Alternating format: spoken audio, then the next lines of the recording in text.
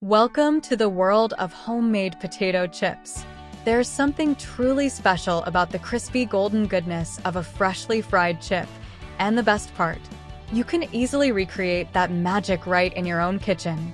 In this culinary journey, we'll take you through the step-by-step process of making homemade potato chips that are crunchy, flavorful, and utterly irresistible. From selecting the perfect potatoes to mastering the art of frying and seasoning, we'll equip you with all the tips and tricks you need to create the ultimate snack sensation. Alright, let's talk ingredients. You'll need 3 to 4 large russet potatoes. These are perfect for making crispy chips because of their high starch content. Next up, you'll need vegetable oil for frying. Make sure you have enough to fully submerge the potato slices in the fryer or pot. Salt is a must-have for seasoning your chips. Use it to taste, and feel free to get creative with optional seasonings like paprika, garlic powder, or onion powder for extra flavor. Now onto the equipment. You'll want either a mandolin slicer or a sharp knife to thinly slice the potatoes. A mandolin slicer will give you uniform slices, but a sharp knife works too if you're careful. For frying, you'll need a deep fryer or a heavy-bottomed pot. Make sure it's large enough and filled with enough oil to fry the chips without overcrowding. You'll also need a slotted spoon or a spider strainer to safely remove the chips from the hot oil, along with paper towels to drain any excess oil. Grab a large bowl for soaking the potato slices, and don't forget your tongs for handling the hot chips. If you want to bake your chips instead of frying, you can use a baking sheet, but it's optional. And that's it. With these ingredients and equipment, you're ready to make delicious homemade potato chips. Let's dive into preparing the potatoes. First, grab your russet potatoes and give them a good scrub under cold water. This step is crucial to remove any dirt or debris from the skins. Once they're clean, it's time to slice them up. If you have a mandolin slicer, now's the time to use it. Set it to about 1/8 inch thickness, or if you're using a knife, aim for slices of similar thickness. Take care to make the slices as uniform as possible. This ensures that they cook evenly and all turn out nice and crispy. Plus, uniform slices make for a more visually appealing batch of chips. Now it's time to soak those potato slices. Grab a large bowl and fill it with cold water. Take your thinly sliced potato rounds and gently place them into the water. Let them soak for about 30 minutes. This step is essential because it helps remove excess starch from the potatoes. Removing this starch will result in crispier chips once they're fried up. Soaking the slices also helps prevent them from sticking together during frying, ensuring that each chip gets its fair share of golden crispiness. Time to dry off those potato slices. Once they've had their soak, carefully drain the potato slices from the water. You can use a colander or simply pour out the water while holding onto the slices. Next, it's important to pat them dry thoroughly with paper towels.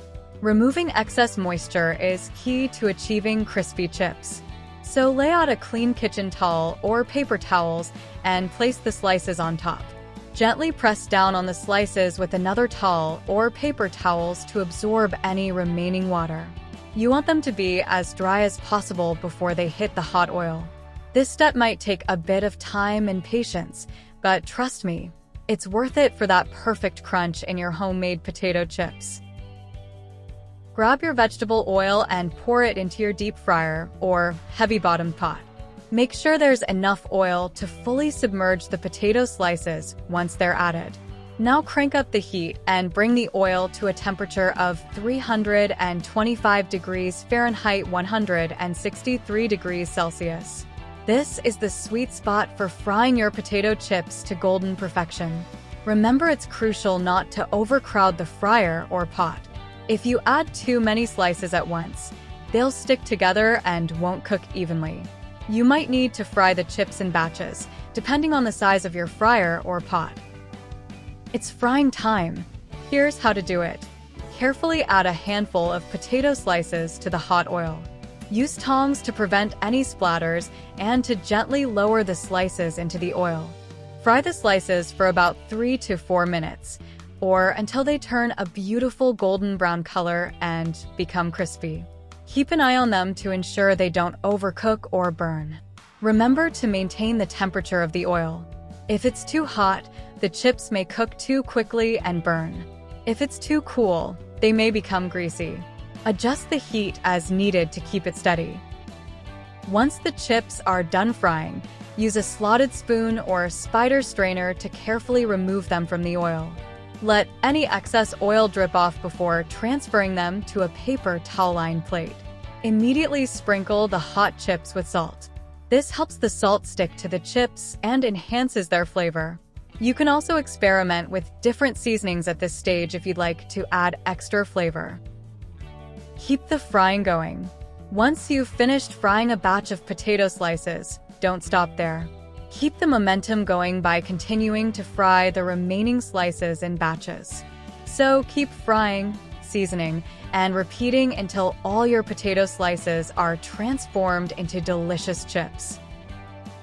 Time to enjoy your homemade potato chips. Allow the freshly fried and seasoned chips to cool completely before diving in.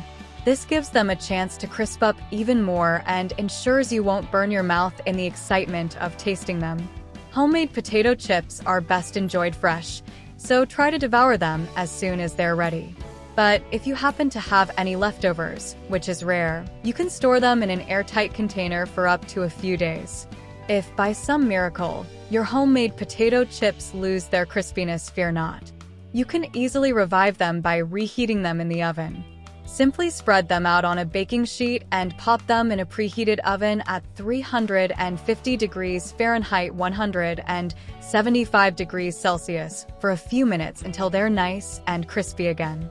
Once they're crisp and ready to go, serve up your homemade potato chips alongside your favorite dips or enjoy them just as they are. Here are some final tips to make your homemade potato chips a smashing success. Choose russet potatoes for optimal crispiness. Their high starch content helps achieve that perfect crunch.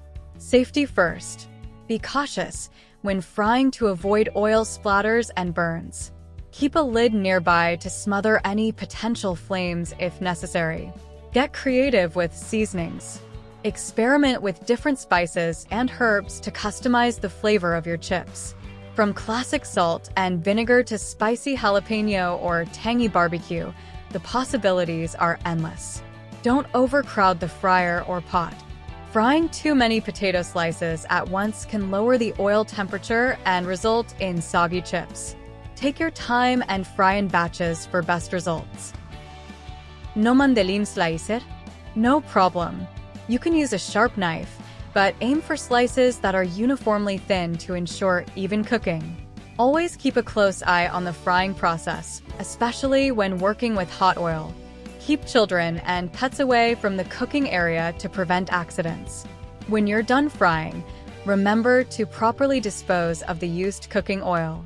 Allow it to cool completely before transferring it to a sealable container and discarding it in the trash. Avoid pouring it down the drain, as it can cause clogs.